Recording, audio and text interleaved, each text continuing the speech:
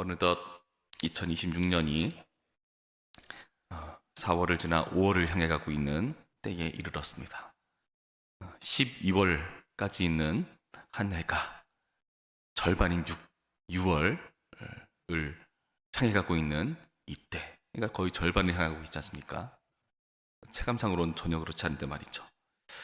올해 계획들을 여러분 어떻게 잘 실현하고 계신지 궁금하네요. 우리가 성경 필사 노트를 서로 나누고 그 필사 노트를 채워가는 과정 중에 있는데 잘 하고 계신지요? 아니면은 집안 한 구석에서 그냥 주인 없는 책처럼 내버려져 있는 건 아닌지 한번 돌아보길 바랍니다. 여러분, 필사 노트가 있는 것보다 사실 더 중요한 것은 그 노트에 성경을 채워나가는 과정 아니겠습니까? 그래서 그 공책에 성경이 채워지는 것을 확인하는 그 기쁨과 보람, 그리고 단순히 종이에 새기는 게 아니라 그것이 우리의 마음에 새겨져서 주님의 말씀의 통치를 받는 것, 그것이 궁극적인 목적이지 않을까 하는 생각을 가져봅니다. 사실 우리는 그 목적을 위해서 일을 하는 것이지 않겠습니까? 오늘 본문도 보면은요, 오늘 본문도 하나님의 말씀을 위한 특별한 목적으로 일을 추진하는 것을 보여줍니다. 우리가 지난 시간에 살펴봤던 스가랴 6장 말씀에 의하면 비로소 성전이 완공되었습니다. 성전이 완공되면 이제 뭘 해야 됩니까? 성전의 목적이 뭐죠? 성전은 누가 함께하는 것이죠? 하나님께서 함께하시는 곳입니다. 성전은 곧 성막에서 비롯되는데요. 성막도 가장 중요한 것이 하나님의 임재가 중요한 겁니다. 하나님께서 거기 임재하셔서 이스라엘 백성과 뭘 하시겠다는 겁니까? 이스라엘 백성을 왕으로서 통치하셔야 되는 일을 하는 거죠. 그러니까 성전을 짓는다는 것은 그 목적이 뭐냐? 하나님의 통치를 따르는 것이 목적인 겁니다. 하나님께서 보좌에, 왕좌에 앉으셔가지고 그의 백성을 통치하고 다스리는 것. 그래서 실제로 성막을 지을 당시를 생각해 보면은 성막을 그 텐트를 짓고 나서 그 사방으로 이스라엘 백성들이 각 지파별로 질서 있게 진을 치고 그 왕을 중심에 모셨던 그 모습, 요한계시록에서 묘사하는 그 천국의 모습이 그대로 재현된 그런 모습들을 보죠. 하나님을 왕으로 따르겠다. 그렇다면 성전을 짓고 끝일 수 없는 겁니다. 뭘 해야겠습니까? 하나님의 통치를 받기 위한 준비를 해야죠.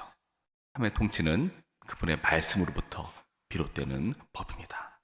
그래서 그 말씀을 위한 특별한 인물이 오늘 본문에서 등장합니다. 바로 에스라입니다. 여러분, 이 에스라는요, 이 성전을 위해서 귀환을 목적한 사명으로 알고 있는 사람입니다. 10절 말씀 보시면 이렇게 되어 있습니다. 에스라가 여호와의 율법을 연구하여 준행하며 율례와 규례를 이스라엘에게 가르치기로 결심하였었더라. 에스라의 결심을 보여줬죠. 그는 여호와의 율법을 어떻게 한다고요? 연구하고 준행하고 가르친다. 이 일을 위한 목적으로 지금 이렇게 귀환하고 있는 겁니다. 여러분, 그런데 사실 결심만으로는 곤란합니다. 뭐 연구하고 그 연구한 걸 그대로 몸으로 실천하고 교육하려는 그 의지, 그 각오, 그 결심은 너무나 대단한 것이지만 그렇다고 해서 이 일을 할 수 있는 것만은 아닙니다. 결심으로 다 되는 게 아니에요. 우리 교회에서도 마찬가지죠. 강대상에 내가 설교할 테야 결심만으로 안 됩니다. 아무리 성경을 열심히 공부하고 아무리 그런다 할지라도 결정이 있어야 돼요. 당회의 결정이 있어야 되고 강대상에 세우는 사람을 결의하고 결정하는 겁니다. 그리고 요청하는 거죠. 아무나 하나님의 이 일을 맡을 수 있는 것이 아닙니다. 그래서 이 일을 맡을 수 있는 특별한 역할을 우리는 알아야 하는데요. 성경에서 이 일을 맡은 사람을 제사장이라고 합니다. 뭐 다 찾아볼 수 없지만 레위기 10장 10절에서 11절, 그리고 신명기 31장 9절에서 13절 말씀을 보시면은 제사장에게 하나님의 율법을 가르치는 일을 맡기는 것을 확인할 수가 있습니다. 에스라는 바로 그 제사장이라는 것을 아주 명백하게 오늘 본문은 보여주고 있죠. 1절부터 5절까지의 말씀 보면은 에스라가 어떤 사람인지를 보여줍니다. 1절 뒷부분에 스라야 아들 아사랴 손자 힐기야의 증손, 2절 보면은 중간쯤 보시면 사독의 5대 손, 5절로 바로 넘어가면은 아비수아의 13대 손, 비느하스의 14대 손, 엘라살의 15대 손, 대제사장 아론의 16대 손. 여러분, 여기 열거된 이름들은 제사장들입니다. 그러니까 역사와 전통을 자랑하는 제사장 가문의, 제사장 출신의 제사장이라고 이 에스라를 소개하고 있는 겁니다. 정체성으로도 이 에스라는 그 일을 하기에 합당한 인물이라는 거죠. 그러나 중요한 건 뭡니까? 제사장이라고 이 일을 다 할 수 있는가? 여러분, 사실 제사장은 에스라만 있었을까요? 오늘 본문을 보시면은 그렇지 않습니다. 7절 말씀 보시면은 아닥사스다 왕 제7년에 이스라엘 자손과 제사장들과 레위 사람들과 노예라는 자들과 이런 여러 가지 성전을 봉사하는 사람들이 함께 귀환을 하죠. 제사장이 에스라만 있었던 것이 아닙니다. 그렇다면 이 에스라가 율법을 가르치겠다는 이 사명을 갖게 된 것은 어디서 비롯될 수가 있었겠습니까? 이 일을 잘 보여주는 부분이 바로 6절 말씀입니다. 6절 앞부분 볼까요? 이 에스라가 바벨론에서 올라왔으니 그는 이스라엘의 하나님 여호와께서 주신 모세의 율법에 익숙한 학자로서, 모세의 율법에 익숙한 학자라고 밝혀주고 있는 겁니다. 그러니까 율법을 가르치기 위한 최적의 조건을 갖췄어요. 그의 정체성은 제사장입니다. 자격을 갖췄어요. 그리고 그의 전문성은 학자입니다. 자질을 갖춘 거죠. 여러분, 그렇기 때문에 이 일을 할 수가 있는 겁니다. 그러나 생각해 볼까요? 율법에 익숙해진다는 것이 쉽겠습니까? 어렵겠습니까? 특히 이 당시에요. 성전은 파괴됐고 이스라엘 백성들은 바벨론으로 포로로 끌려가서 거기서 포로 생활을 하다가 이제는 그게 바사 제국, 페르시아 제국에 넘어가서 그 안에서 포로로 살고 있는 백성들, 그 마음 가운데 이 제사장으로서의 자질, 직무에 대해서 어떻게 여겼겠습니까? 성전이 없다니까요. 아유, 이 일을 하면은 안 된다. 블루오션에 나름 투자를 해야 되는데 이걸로는 가망이 없다. 나름 그 당시 제사장직은요, 사양직입니다. 오늘날로 따진다면은 바보 같은 짓인 겁니다. 여러분, 제가 알기로는 점점 목사가 되려는 사람들이 줄어가는 시대입니다. 목사와 결혼을 하는 여자들 없어요. 정말 결혼 후보 중에서 정말 저 밑바닥입니다. 전적인 하나님의 은혜로. 그래서 이 목사의 길을 가는 사람들은 미인을 차지하죠. 여러분, 쉽지가 않은 일입니다. 합동신학대학원 대학교 소식을 들어도요, 올해는 그래도 좀 좋아졌지만, 그러나 사실 이 일에 지원하는 사람들이 줄어들고 있어요. 무슨 말입니까? 이것을 직업으로 따진다면, 직업이란 말도 좀 이상하지만 사양직이라는 겁니다. 아무도 하려는 사람이 없는 것. 이 시대가 그렇습니다. 왜 그런 일을 하지? 왜 그렇게 해서 시간을 허비하지? 그 시간에 차라리 열심히 투자해서 돈을 벌거나 다른 일에, 사람들이 눈을 돌리고 있는 미래가 전망되는 일에 투자를 하거나 그런 일들을 이야기할 겁니다. 여러분, 그 가운데에서 제사장으로서의 이 사명을 감당한다는 것, 만만치 않은 일이라는 것을 짐작해 볼 수 있습니다. 당시의 가치와 충돌하고요, 시대착오적인 발상이란 오해를 받고 조롱당하거나 그 안에서 자신의 무가치함을 발견하거나 고독하고 외로운 싸움을 싸워야 할 수 있는 일이라는 것을 우리는 알 수 있습니다. 하나님은 제사장으로서 에스라를 소명하셨는데, 그러나 학자로서 사명으로 나아간다는 것은 쉽지 않은 일입니다. 여러분, 오늘날 우리를 볼까요? 여러분에게 주신 하나님의 독특한 소명이 있습니다. 그 소명을 위해서 우리는 또 다른 하나님의 일들을 위해서 사명을 향해 나아가죠.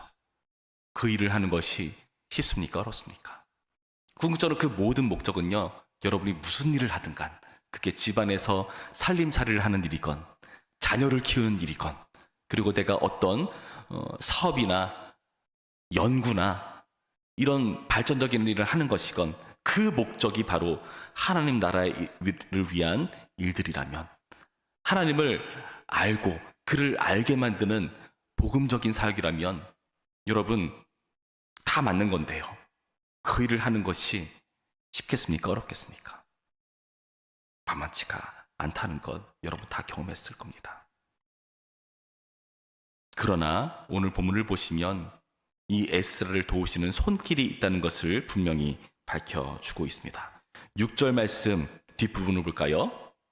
모세율법에 익숙한 학자로서 그 뒷부분에 뭐라 되어 있습니까? 그의 하나님 여호와의 도우심을 입음으로 왕에게 구하는 것은 다 받는 자이더니. 왕에게 구하는 걸 받는 자래요. 이게 무슨 말일까요?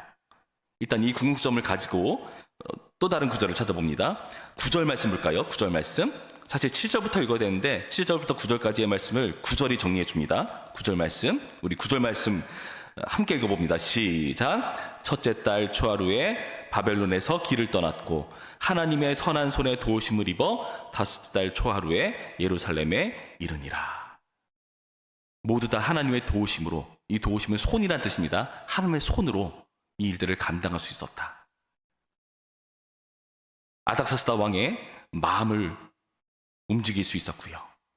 그리고 그 여러 성전 봉사자들을 독려해서 그들을 이끌고 와 이 성전을 위해서 귀한 일을 감당할 수 있었다.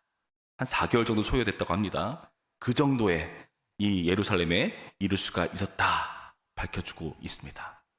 이거는 우리가 할 수 없는 영역입니다. 아까까지는 힘들지만은 우리가 할 수 있는 노력이라면 이거는 하나님이 할 수 있는 영역이에요. 이것을 구체적으로 밝혀주고 있는 구절을 보시면은 7장 27절에서 28절에 이렇게 정리해주고 있습니다. 27절과 28절 한번 보시기 바랍니다. 우리 조상들의 하나님 여호와를 송축할지로다. 그가 왕의 마음에 예루살렘 여호와의 성전을 아름답게 할 뜻을 두시고 또 나로 왕과 그의 보좌관들 앞과 왕의 권세 있는 모든 방백이 앞에서 은혜를 얻게 하셨도다. 여기까지는 아닥사스다에게 구하는 게 응답되는 그런 내용이겠죠. 내 하나님 여호와의 손이 내 위에 있으므로 내가 힘을 얻어 이스라엘 중에 우두머리들을 모아 나와 함께 올라오게 하셨노라. 그 지역에 함께 있는 그 성전 봉사자들을 함께 데려올 수 있었다라고 고백하고 찬양하는 장면입니다. 쉽지 않아요. 70년간 포로 생활했는데 거기다 정착했던 사람들 독려해가지고 나오는 것이 결코 쉬운 일이 아닙니다. 근데 그 일을 감당한 것은 오직 하나님의 은혜였다. 하나님의 손길이었다. 밝혀주는 대목이라는 겁니다. 여러분, 오늘의 말씀은 분명합니다. 하나님의 손길이 있습니다. 우리가 할 수 있는 영역이 있지만 하나님의 영역이 있습니다. 여러분, 그리고요, 이 하나님의 영역을 믿어야만 우리의 영역을 할 수가 있어요. 그렇지 않다면 계산할 겁니다. 이거 아무런 가능성이 없는데 왜 하지? 아무도 나에게 투자하지 않는데 이걸 왜 하지? 세상도 그런데요. 하나님의 투자가 없다면, 하나님의 손길이 없다면 감당 못합니다. 여러분, 부모는요, 자녀에게 너는 걱정 말고 공부만 열심히 해 라고 말하는 게 당연하지 않겠습니까? 자녀가 공부할 수 있도록 지원하고 돈 벌고 여러 가지 삶에 대한 것들은 부모가 다 고민하는 법입니다. 그런데 자녀가 부모가 심히 걱정돼가지고 아버지 어머니 저는 이대로는 안 되겠습니다. 가정을 위해서 제가 좀 형편을 보태기 위해서 일을 해보겠습니다. 뭐 어떤 면에서는 효도 같아 보이긴 하지만은 만약에 이 부모가 삼성전자 회장이라면, 돈이 많은 부모라면 이게 효도겠습니까? 물론 인생 경험차 해봐라 할 수는 있겠지만은 그런 의도가 아니라면은 이 자녀가 오해해서 우리 집은 어려워, 가능성이 없어, 힘들어 하고 자신의 역할을 외면해버린다면 그건 효도일 수 없습니다. 불효죠. 공부를 포기하는 건 부모 능력에 대한 모독이 되는 겁니다. 가난하다고 착각할 만한 상황, 포로기입니다. 그러나 우리는 이때 주님께 주신 소명과 사명을 붙잡고 하나님을 아는 일에, 하나님을 전하는 일에 익숙한 존재가 되어야 됩니다. 그것이 바로 오늘의 말씀이 주는 교훈입니다. 여러분, 푸른 마르고 꽃은 시듭니다. 그러나 하나님의 말씀은 영원하다. 이사야 40장에 나오는 말씀이죠. 그 말씀에 근거한다면요, 사실 우리가 하는 하나님의 사명의 역할들은요, 사양직일까요? 아닙니다. 반대입니다. 사양직일 수 없습니다. 하나님을 아는 일, 그분을 기뻐하는 일, 그분을 전하는 일, 그분을 누리는 일은요, 사양직일 수 없습니다. 영존직입니다. 여러분, 하나님을 알아가는 사명, 하나님을 알게 하는 그 사명은요, 여러분, 시대착오적인 그런 이상한 직업이 아닙니다. 우리가 하나님께 충성할 때 하나님께서 우리에게 충성하십니다. 그리고 하나님께서 우리에게 충성하시기 때문에 우리는 하나님께 충성할 수 있습니다. 부디 하나님의 나라를 위한 하나님의 형상으로서의 자격과 자질을 지켜나가시기를 축복합니다. 어둠 가운데 빛으로 찾아오신 예수님처럼 세상은 어둠처럼 우리를 힘들게 만들지만 희망을 잃지 마시고 우리에게 주어진 하나님의 사명에 익숙한 전무가 되시기를, 그런 자질 갖추는 자격 있는 하나님의 형상이기를 주님의 이름으로 축원합니다. 기도하겠습니다. 참 좋으신 하나님, 감사합니다. 오늘의 말씀을 통해서 우리가 해야 되는 영역과 하나님의 영역을 확인합니다. 주님, 우리에게 주어진 영역들, 주님의 소명과 사명을 우리가 외면해버린다면 그것은 주님께 대한 불신일 것입니다. 하나님의 영역을 우리가 믿음으로 우리에게 주어진 영역들을 충성스럽게 감당할 수 있도록 인도하셔서 끝내 주님께 칭찬받고 하나님을 아는 일에, 하나님을 알게 하는 일에 기쁨과 감사로 나아가는 우리 모두일 수 있도록 도우시고 인도하여 주옵소서. 감사하며 예수님의 이름으로 기도합니다. 아멘.